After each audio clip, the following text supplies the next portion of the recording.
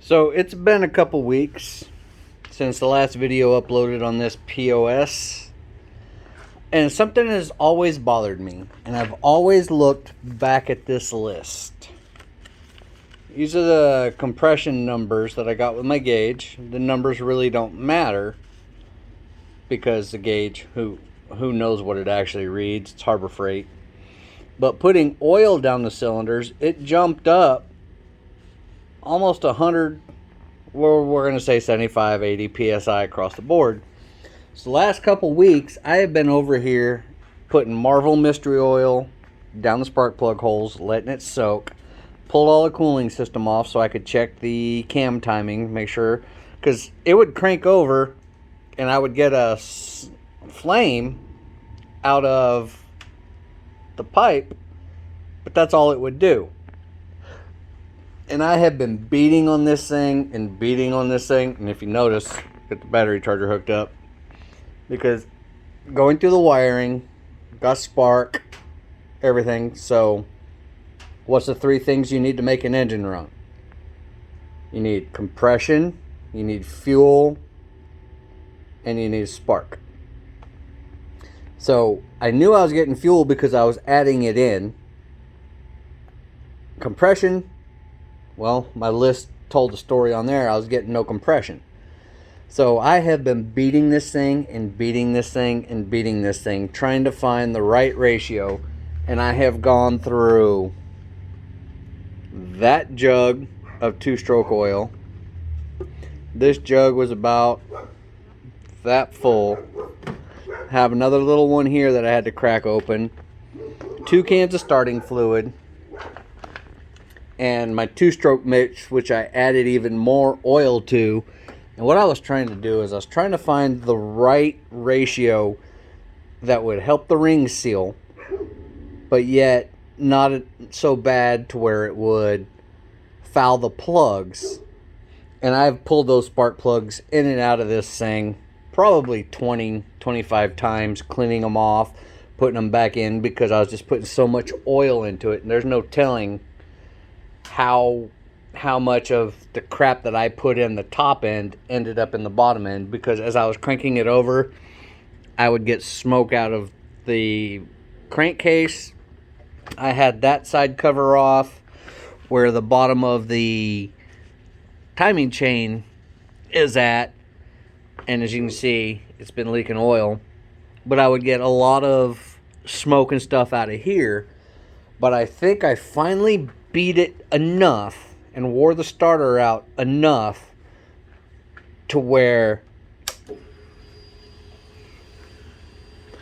and let's actually give it a choke. Okay.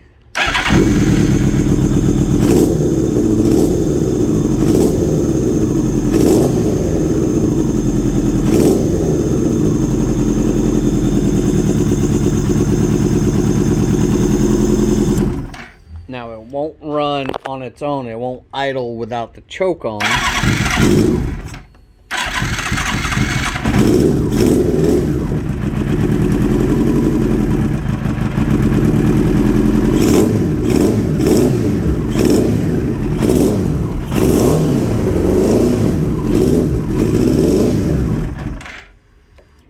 But we're getting there. So my plan is, I need to get the cooling system back on, and I need to get the temperature sensor in the thermostat housing. Need to get this guy either replaced. Yeah, I can see. I don't know if you guys can see it or not, but I have a terminal that's bent down there. So that may be the only problem with that. I'm going to get the cooling system back on. I need to run it up to temp. Make sure the fans kick on. Let it cool off. Run it up to temp. Do that 3 or 4 or 5 times. So I just got this thing running today, and I shoved that pipe in there so hopefully it would quiet it down a little bit. But tomorrow I need to come out here and see if this thing will fire back up.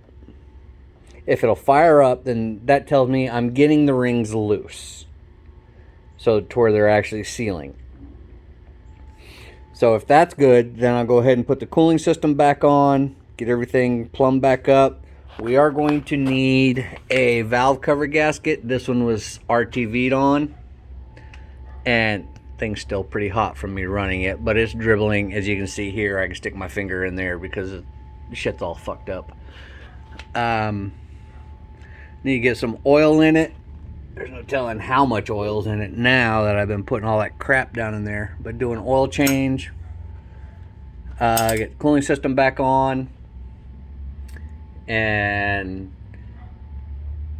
so we're going to need that gasket. We're going to need this gasket because I had to pull this off. Check the timing on the cams. As you can see, I have 4 bolts out. And I'm still trying to figure out, because if you look, this bolt and that bolt are totally different. They have a different thread profile, so I don't know. I'm hoping somebody drilled and tapped these to accept these bolts, because looking at the threads, I don't see any aluminum on them. But that's where we're at on this turd. We're getting somewhere. I just noticed that this fender's cracked. It's split way the hell up to here. Great. Wonderful. The fuel pump housing probably needs to be replaced. So if you look here, this is a return line right here. But I don't know if you can see, the nipple is broken off on the high pressure side, and whoever had it before just had a hose with a hose clamp on there. Yeah, obviously it does work to an extent, but it's not right. The last thing you'd want while riding down the road is for this thing to finally slip off, because the nub is only about that long. Have that thing slip off and the fuel pump spraying fuel all over hot engine parts. That's just a fire waiting to happen. But we are getting somewhere, and this turd actually freaking runs. I hate being beaten by something. I hate it. So that's where we're at on this